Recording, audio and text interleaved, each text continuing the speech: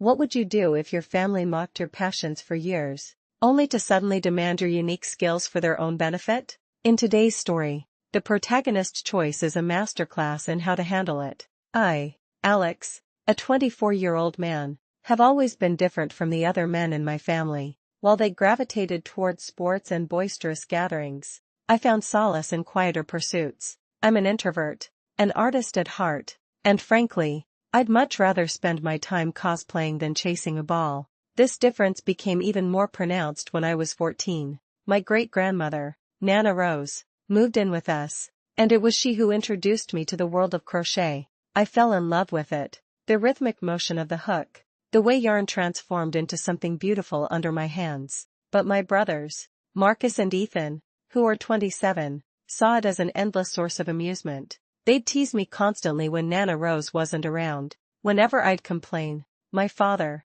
a man who valued toughness above all else, would simply tell me that life was full of people who'd call me names and that I needed to toughen up. I always felt he was disappointed I wasn't an extroverted jock like him and my brothers, believing he could pressure me into becoming more like them. When Nana Rose passed away, she didn't have much in the way of worldly possessions, but she left me something incredibly precious, her crochet hooks. I was deeply touched. She had also been working on a pair of baby socks for my cousin, Olivia's unborn child, and those socks were left unfinished. I could see the disappointment in Olivia's eyes. It was a family tradition, you see, for Nana Rose to crochet something for all the new babies. So, I offered to finish what she started, using her very own hooks. Olivia was absolutely thrilled by the gesture. From then on, I kind of inherited Nana Rose's role, crocheting items for all the new additions to the family. I genuinely enjoyed it. It felt like I was carrying on her legacy.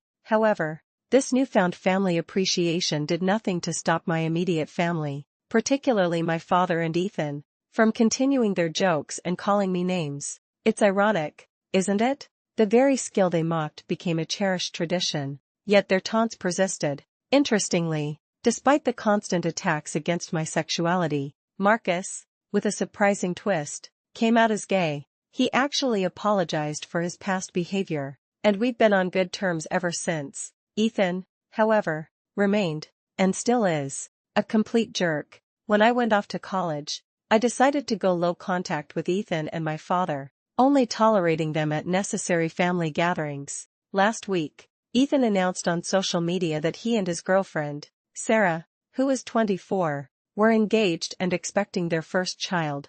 Everyone in the family was absolutely ecstatic. During a recent Zoom family meeting, Sarah, with a sweet smile, mentioned how much she would love a matching blanket, a little hat, and shoes for the baby from me. I, in turn, politely asked her to send me a copy of her baby registry for clothes. Ethan, from off-screen, let out a loud, mocking laugh. Everyone knows it's tradition that Alex makes those items, he sneered, his voice dripping with condescension. A sudden, cold wave washed over me. The years of mockery, the dismissive jokes, the constant invalidation of my passion, it all coalesced into a sharp, decisive anger. I looked directly into the camera, meeting his smug gaze, and flatly told him, "You don't get to make fun of my skills as a crocheter and then expect free labor from me." The virtual room fell silent. My father, predictably, interjected, his voice stern. "Alex, you're being rude. You need to apologize."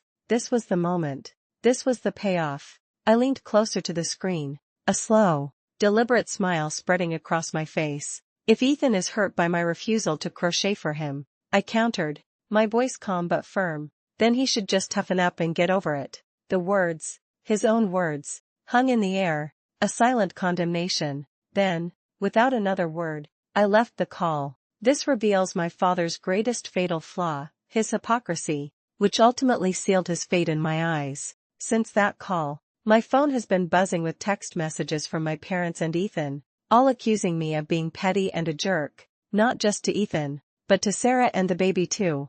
I haven't responded. As one insightful comment pointed out, note that your brother, Jim, and other relatives are not sending you messages. The ones who are the same people guilty of the behavior that brought about this conflict.